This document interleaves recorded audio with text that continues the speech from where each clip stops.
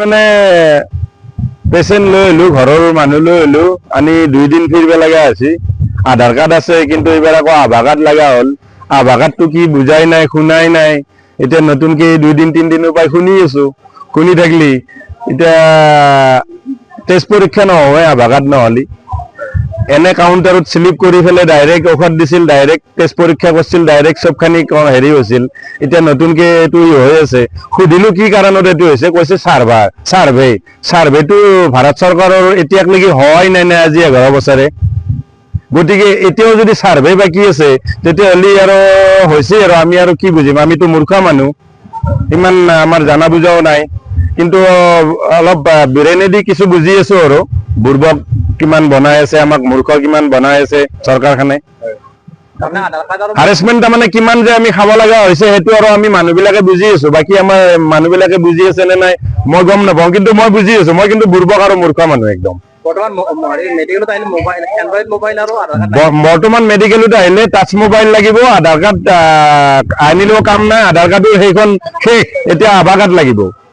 গতিকে মেডিকেলত আহিলে তাৰমানে আনপঢ় মানুহ, একদম গৰীব মানুহ, টাচ মোবাইল নোহোৱা মানুহ, এইবিলাক মানুহ আহিব নোৱাৰিব। মোৰতো শিক্ষাই নাই অলপো, মোৰ যদি স্কুল ডকুমেণ্ট চাই মোৰতো দিবৰে নাই একো। এতিয়া মই টাচ মোবাইল কি কৰো এটা লৈ আছো, কিবাকে শিকছো অলপ। এনেকুৱা মোৰ নিচিনাতো বহুত ব্যক্তি আছে, তেওঁলোকে কি কৰিব?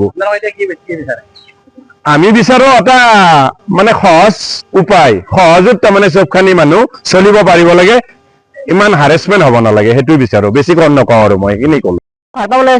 গাঁও চুইবালা তই এই সৰু বাচ্চা তাৰ 10 বছৰ হৈছে, তাৰ পেটৰ বিষ স্কুল খতি কৰি কেনে মই লৈ আছো। ছাৰ একো নাই, আধাৰ কাৰ্ড আনা নাই, মোবাইল নাই, মোৰ একোই নাই।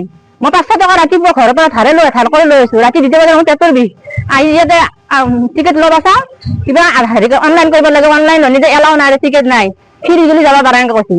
মই কি কৰো এতিয়া? মই গম নাপাওঁ, আজি প্ৰথম আহিছো নে। আহি আকৌ মই সেই ধুইবালাৰ পৰা মই ছোৱালীক মাতি আনিছো। মই বেলেগ মোবাইললৈ ফোন কৰিছো, ফোন কৰি পেলাই মই বেলেগ ছোৱালী ঘৰৰ পৰা মই লৈ আছো। কোনো নাই, মোৰ ল'ৰা নাই, 7টা ছোৱালী মোৰ। সেই ছোৱালীক মই ঘৰৰ পৰা আনি হলে আকৌ মই ইয়াতে অনলাইন কৰিছো বেলেগৰ দ্বাৰা। মেডিকেল আহিলে মোবাইল আৰু আধাৰ কাৰ্ড লাগে। এতিয়া মই ভাতে খাব লাগে, ভাত নাপাওঁ, আমি মোবাইল 2 3 টকা ঘৰৰ পৰা কেনে গলো। চৰকাৰে মানুহে হাৰেছমেণ্ট কৰিছে নেকি এনেকুৱা কৰি?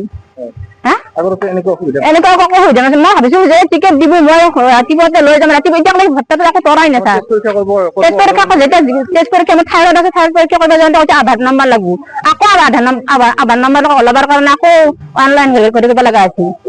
ইমান হাৰেছমেণ্ট হৈছে এতিয়া।